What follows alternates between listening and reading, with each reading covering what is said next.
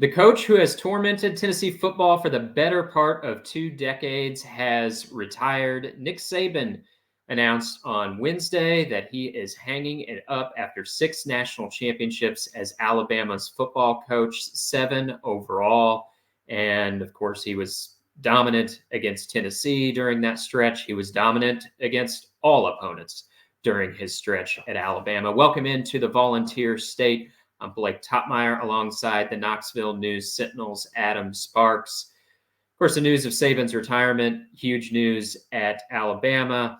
As we record this, a coaching search remains underway, but it has reverberations throughout the SEC, and we want to talk today about how Saban exiting stage left might impact the Vols.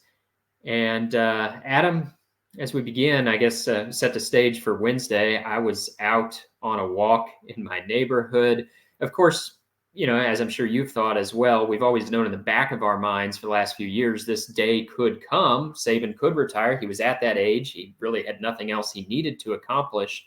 I still, I guess, was of the belief he might have a few more years left in him. So I was caught somewhat by surprise. I wasn't surprised by how it happened. I never thought Saban would have like a year-long farewell tour, Coach K style. I thought when the day did come, it would happen similarly to how Wednesday went. I just didn't think it would necessarily happen this offseason. I thought maybe a few years down the road. What was your reaction as Wednesday's news unfolded? Yeah, it's funny that you said you're out for a walk because I was headed out the door for a run at the time that the news happened.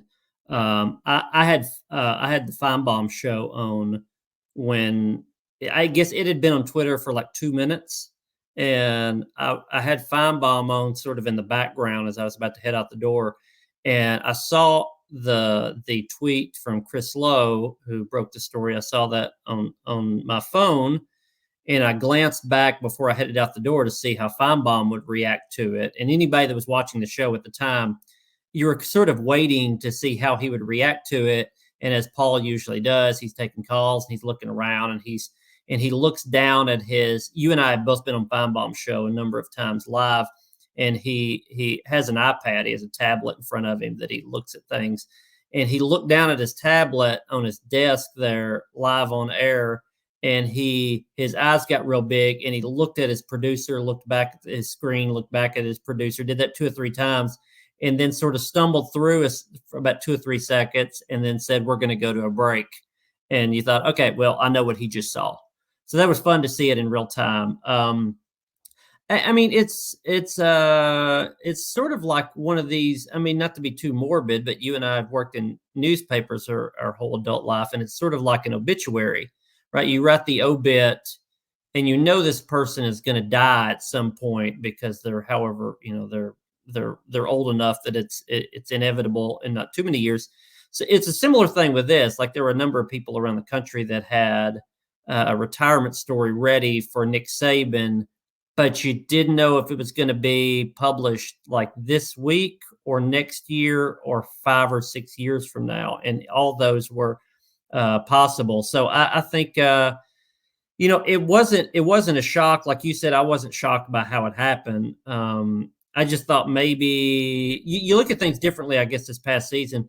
You could have looked at this last season and said, hey, he had a subpar team for his standards.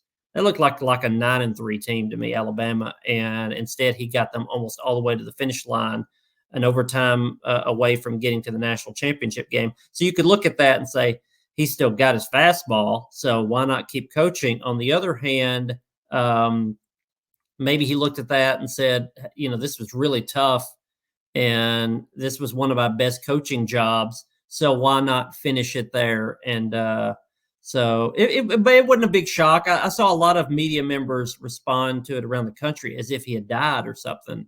It's fine. He's retiring. He's 72, I think, years old. And, it's fine. It's sort of emblematic, though, of where we are because we're about to go into a 12-team playoff. The transfer portal's really getting going. We're in the NIL era now. So it kind of makes sense that this would be passed on to what's going to be, inevitably a young. Yeah, and like you said, we knew this day would come, and it is interesting to see the scenes from Tuscaloosa. You're right. As we see like the flowers and the oatmeal pies and the Coca-Cola bottles at the statue of Nick Saban in Tuscaloosa. It's like, guys, he's retiring to his multi-million-dollar mansion in Florida. He's still with us. We're probably going to see him on the ESPN set from time to time, but he does. It's obviously the biggest retirement from college football in some time. And a lot of times, even when legendary coaches retire, by the time they retire, a lot of portions of the fan base are sort of quietly like, yeah, it was time, right? Like maybe no one was pushing him out the door, but they've fallen off, and the fans are like, okay, thanks for everything you've done, but it needed to happen. I don't think Alabama fans felt that way. Bringing it to Tennessee, Adam, you and I both covered that memorable game a couple seasons ago at 2021 when Tennessee snapped the streak. Saban and Alabama had beaten Tennessee 15 straight times and then, of course, beat them last year. So 16 out of 17 years Saban was at Alabama.